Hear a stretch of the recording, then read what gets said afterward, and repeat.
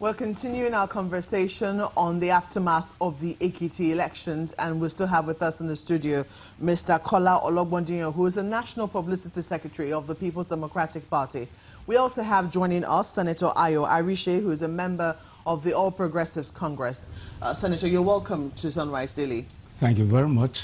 But just before you joined us, Mr. Ologbondiyan was making the point about the process. And you say your party had issues with the process and the enhancement of card readers, which you felt could have been deployed to the stronghold of the APC, to the detriment of the stronghold of the PDP.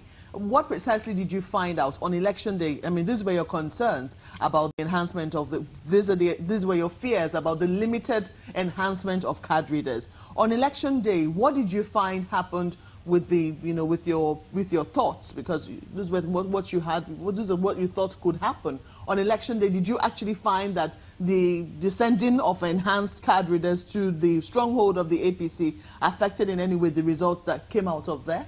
Markwe, I wouldn't know if you heard or read the report that Eleka at some point could not vote, that the card reader did not register his finger. I heard that. Thank you. I heard that. I also heard that, the wife of the governor-elect, Kaide Fayemi, also could not. If you heard that, could not register to vote. Did you hear that as well? I didn't hear that. If you heard Eleka's own, there were several cases like that, both in Ekere and Ekiti, where the APC knew that the governorship candidate and the deputy governorship candidate hailed from. And apart from that, when you talk about the process, the situations the crisis that happened the night before the election, where people were being arrested, where gunshots were being fired, even in the morning of the election day. Sorry to interrupt you, sir. I would like to focus first and foremost on the process as conducted by INEC before we now talk about, the role of security agencies. You were still talking about the enhancement of card readers. You figured I'm giving instances. I said both in Ekere and Ekiti, which I consider to be the strongholds. Were incidence forms deployed in those instances? Because for some people, it is when the card readers don't work, that's when they find out that they're able to manipulate even more the elections at the polling centers. We are awaiting, the party is awaiting the report that will come from the field. And that report will come either today or tomorrow from Ekiti State. From Ekiti State. That's when we will know the number of the voters that suffered the crisis of enhancing card readers and not some card readers are not enhancing others. So for you, I mean, at the end of the day, apart from the card readers which you felt were enhanced and could have been, used in favor of or against your party, what else, looking at the conduct of INEC, raised the red flag for you? You just listen to Nwako telling Nigerians about how chaos were set up at the polling units. By both parties, he said. No, it didn't say both parties.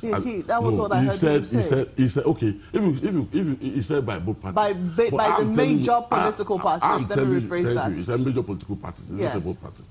But I am telling you, and I'm sure that Nigerians are aware because they saw what happened, they read about what happened, that the governors of other states, particularly the neighboring states, came to Ekiti and came to Ekiti State generally and set up kiosks and got agents to be doing buying and selling of votes, and that is totally condemnable. Let's quickly bring you in, Senator Arise.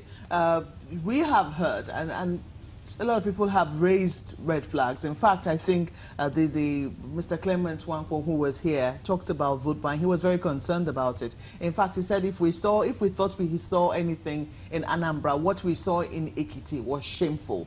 And he talked about, the allegation was not to one political party. He talked about the major political parties. In fact, I think on our program, one of your stalwarts has actually admitted that your party engaged in vote buying. Can you honestly say then that the victory that you have from the people of Ekiti State is deserved?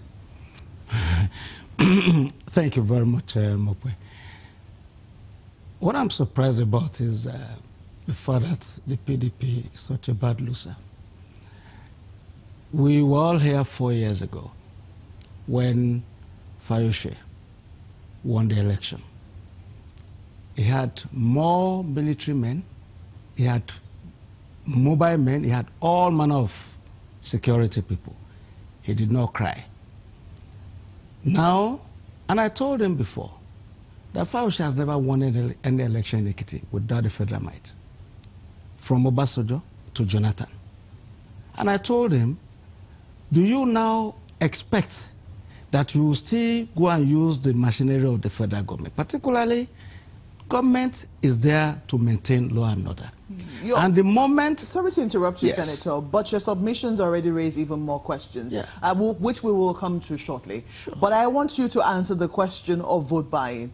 You know, would you say that the elections that you have won is deserved with the allegations, especially when they say that vote buying was as blatant as it was in Ekiti? Well, I was in Ekiti, and I did not witness any blatant